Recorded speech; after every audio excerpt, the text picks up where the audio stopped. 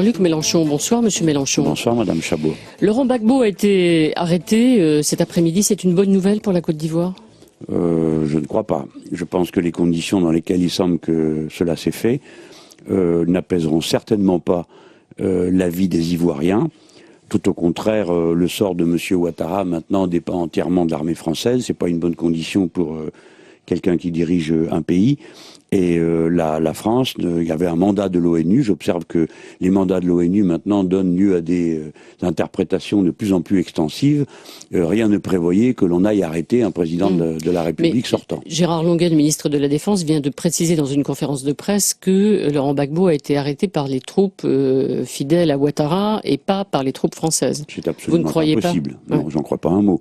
Mais on verra bientôt les journalistes qui sont sur place nous donneront leurs observations et on ne s'en tiendra pas au communiqué des états-majors qui, vous savez, toujours en situation de guerre, sont la dernière source d'information à aller consulter quand on veut savoir ce qui se passe. Donc l'intervention française, même si elle n'a pas été jusqu'au bout, c'est-à-dire jusqu'à se saisir de Laurent Gbagbo, était utile ou pas utile pour mettre un terme au combat à Abidjan et pour rétablir une situation normale en Côte d'Ivoire? Le mandat de l'ONU donnait pour mission que l'on neutralise les armes lourdes qui menaçaient les civils. Cette injonction concernait aussi bien les troupes de M. Gbagbo que celles de M. Ouattara. Et au lieu de quoi, on s'est ingéré dans un conflit qui tient à un état de guerre civile qui est latent depuis 2003, et on a pris fait et cause pour un camp. Lequel camp ne s'est pas comporté d'une manière telle qu'on aille en être très satisfait. Mais Gbagbo a perdu les élections quand même, avec Mélenchon. Alors attendez, je termine juste ça.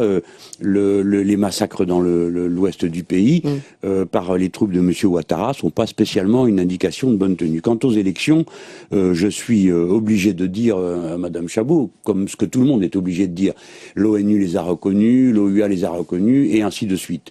Cependant, j'observe que on ne réserve pas les mêmes suspicions aux voisins immédiats burkinabés, qui reconduit son président de la République par 80% des voix, et personne n'a tenu compte du fait que Laurent Gbagbo avait demandé qu'on recompte les bulletins de vote, ce qui n'est pas indigne, on l'a fait aux États-Unis d'Amérique, mais là il semblait que c'était absolument impossible.